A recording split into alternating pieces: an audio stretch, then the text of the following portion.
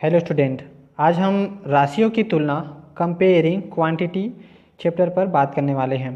तो ये हमारा जो अध्याय 7 है, इसमें हम समझेंगे कि राशियों की तुलना क्या होती है। हम राशियों की तुलना अनुपात, प्रतिशत आदि के आधार पर करते हैं। तो राशियों की तुलना के लिए हम क्या उपयोग कर सकते हैं? एक तो अनुपात यूज कर सकते हैं, दूसरा हम लोग प्रतिशत का भी उपयोग कर सकते हैं, समानुपात का भी उपयोग कर सकते हैं। अनुपात का मतलब है दो राशियों को हम क्या करते हैं, उसको दोनों को तुलना करते हैं कि वो कितना दोनों में डिफरेंस है या आपका इक्वल है। तो ये आपका होता है राशियों की तुलना। अब हम बात करते हैं प्रतिशत क्या है। प्रतिशत क्या है? तो प्रतिशत जो है आपका, प्रतिशत राशियों की तुलना का एक अलग तरीका है।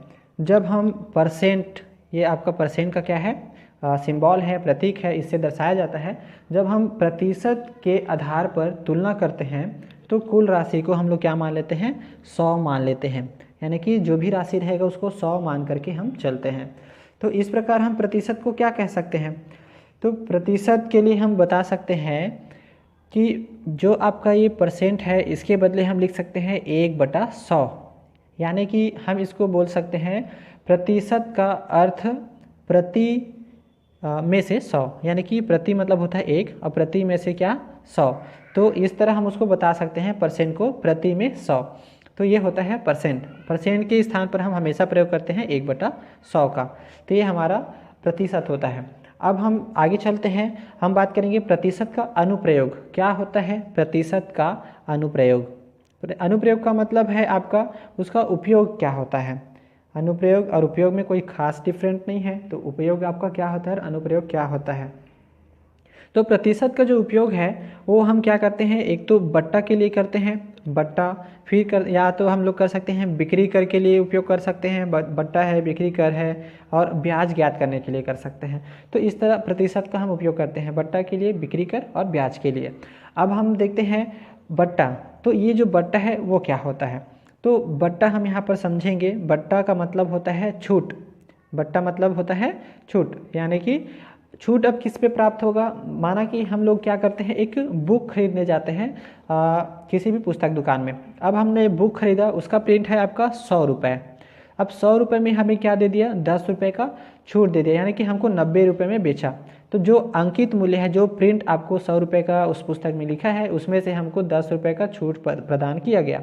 यानी कि इसी को हम क्या बोलते हैं, बट्टा बोलते हैं, जो हमको छूट दिया जाता है। जो रेट लिखा होता है उसी पर हमको छूट दिया जाता है। लिखा हुआ का मतलब है अंकित मूल्य। तो हम यहाँ पर बताएंगे बट्टा बराबर अंकित मूल्य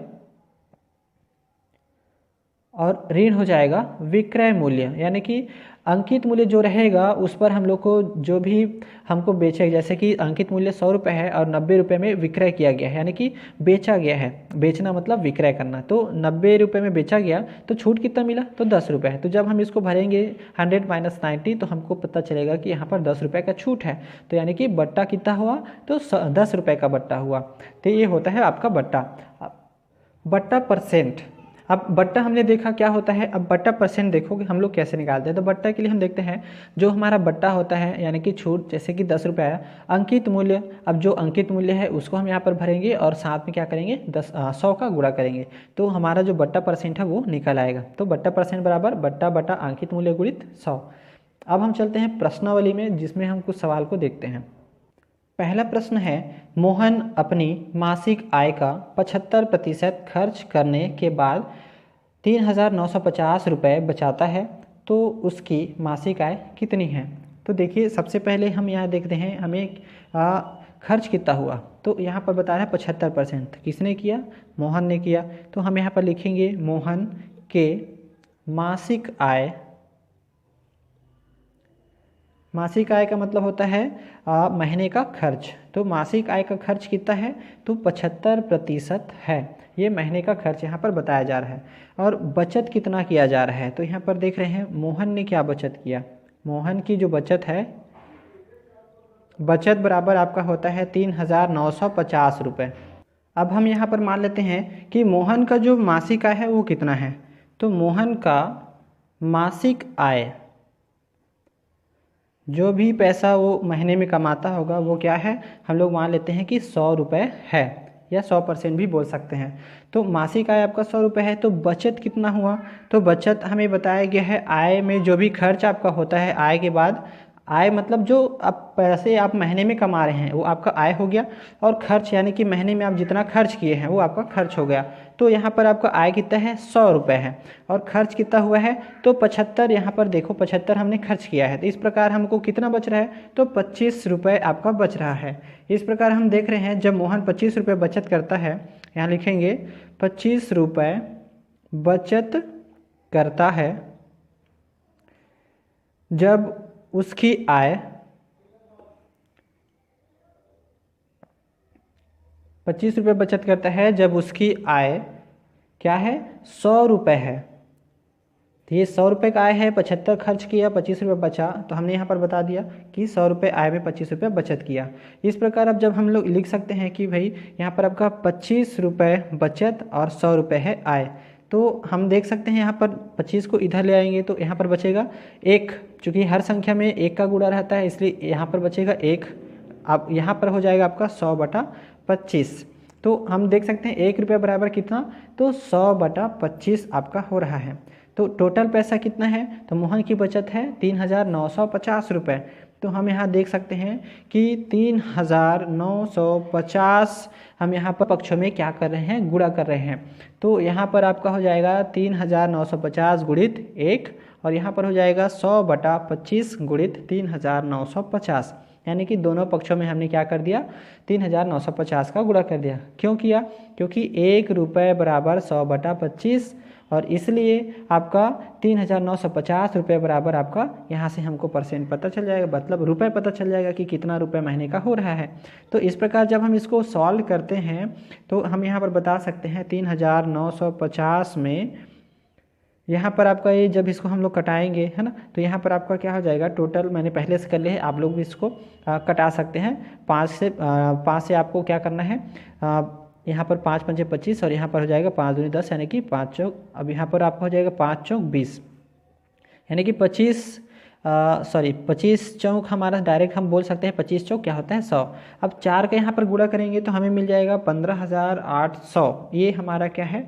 रुपए है। तो ये हमारा क्या हो रहा है? 3,950 रुपये जो है, इतना हमारा जो है बचत है, और ये हमारा कितना था? 25% था। तो 100% पैसा हमारा कितना हो रहा है? 15,800 रुपये हो रहा है। तो हम यहाँ पर बता सकते हैं अतः मोहन की मासिक आय, अतः मोहन की मासिक आय यानी कि महीने की आय जो है वो कितना रुपए है? तो 15,800 रुपये है। यही आपका क्या है? आंसर है। अगला प्रश्न हम यहाँ देख रहे हैं, प्रश्न नंबर 6। एक मशीन 8% बट्टे पर 1748 रुपये में बेची जाती है, मशीन का अंकित मूल्य ज्ञात कीजिए।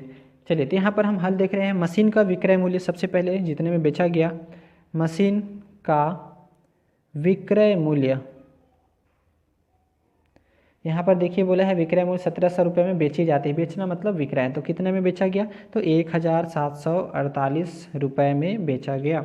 अब उसका प्रतिशत बताया है, बट्टा कितने प्रतिशत है, तो हम यहाँ पर लिखेंगे बट्टा का प्रतिशत। तो बट्टा प्रतिशत हमें बताया गया है 8%, ये आपका दिया गया है। अब हम देखते हैं उसका मशीन का विक्रय मूल्य। तो हम मान लेते हैं, क्योंकि हमें विक्रय मूल्य नहीं बताया है, माना कि मशीन का विक्रय मूल्य, मशीन का विक्रय, जो कि विक्रय मूल्य जब हमको नहीं बताया जाता है तो हम उसको क्या करते हैं, उसको 100 रुपये मानकर ही हम लोग चलते हैं, माना 100 रुपये है।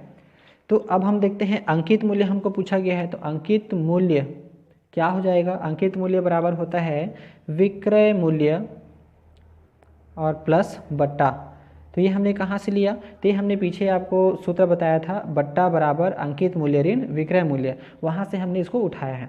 तो अंकित मूल्य बराबर हो जाता है विक्रय मूल्य को हमने पक्षांतर कर दिया इधर, इसलिए आपका ये प्लस में हो गया बट्टा के साथ। तो अब हमें अंकित मूल्य निकालना है, तो विक्रय मूल्य हमारा कितना है? तो 100 रुपये हमने यहाँ पर माना है, और बट्टा हमें दिया गया 8%। तो 100 का आपका 8% 8 ही होगा, तो 8 हम जोड़ेंगे, इसलिए टोटल आपका कितना हो जाता है? 108 हो जाता है।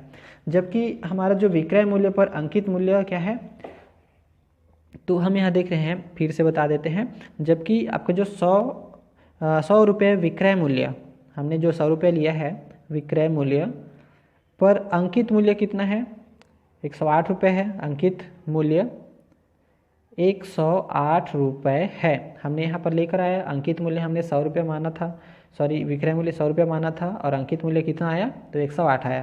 तो हमने यहाँ पर बताया। अब यह इसी को हम क्या करेंगे, इसी को हम लिखेंगे। तो 100 रुपये में अंकित मूल्य कितना, 108 रुपये। तो यहाँ पर ये हो गया। अब हम लोग 100 रुपये का 108 होता है, तो 1 रुपये का कितना होगा, तो हम यहाँ पर 100 को इधर ले आएंगे तो यहाँ पर बचेगा आपका 1। तो यहाँ 1 रुपये बराबर हो जाता है 108/100। हमेशा यही फंडा करना है आपको कि जब हमको 1 रुपये निकालना है तो 100 को हम इधर क्या करेंगे, भाग कर देंगे, इधर लाकर तिर्यक गुणा कर देंगे। तो इस कंडीशन में हमें 1 रुपये मिल जाता है। अब 1 रुपये मिल जाता है तो हम चाहे तो 100% पूरा निकाल सकते हैं, बहुत ही आसान है। तो यहाँ पर 1 रुपये बराबर इतना है। तो हमें टोटल पैसा कितना बताया गया है, टोटल पैसा हमारा बोला गया है कि 1748 रुपये। इस पर हम क्या बता सकते हैं, 1048 रुपये में बेची जाती है, तो उस कंडीशन से हम लोग बट्टा भी जोड़कर बता रहे हैं। तो हमारा कितना हो जाएगा, यहाँ पर हम गुणा करेंगे 1748 दोनों पक्षों में, एक इधर और एक बार इधर। तो यहाँ पर हो जाएगा 1748 का 1 के साथ गुणा और 108/100 के साथ भी 1748 का गुणा। तो इस प्रकार हमारा जो पैसा है वो कितना प्राप्त हो जा रहा है। देखिए जब इसको हम लोग सॉल्व करेंगे तो यहाँ पर आपका यहाँ क्या हो जाएगा, टोटल पैसा आपका हो जाता है 1887.84। मतलब ये हमने पहले से कटा लिया और उसके बाद हमने उसको गुणा कर दिया। जैसे कि हम 0 को एक बार कटाएंगे तो 1 दशमलव यहाँ लगाएंगे, फिर 1 0 कटेगा तो 1 दशमलव, यानी कि यहाँ पर आपका बच गया 1.08। अब 1.08 का गुणा इसके साथ करेंगे और उसके बाद हमें प्राप्त हो जाएगा इतना। तो ये इसको हम कितना लिख सकते हैं, तो देखिए आपका ये 0.8 है। तो हम चाहे तो इसको 87 को, चूँकि पैसा है दशमलव में रखते नहीं हैं, तो हम इसको लगभग हम मानकर क्या लिख लेते हैं, 1887 को हम मान लेते हैं 1888। तो ये हमारा लगभग आपका इतना रुपए मान सकते हैं। क्योंकि पूरा पैसा नहीं है 88, थोड़ा सा कम है यहाँ पर 16 पैसे का, इसलिए हम इसको पूरा आपका रुपये में बदल दिए हैं 1888 रुपये। तो हम यहाँ पर बता सकते हैं मशीन का अंकित मूल्य आपका क्या होगा, 1888 रुपये होगा। यही आपका क्या है, आंसर है। तो आप इसी तरह आप अन्य प्रश्नों को बना करके देखिए और हमें कमेंट करके बताइए कि आपको क्या इसमें आपको अच्छा लगा और क्या अच्छा नहीं लगा। धन्यवाद।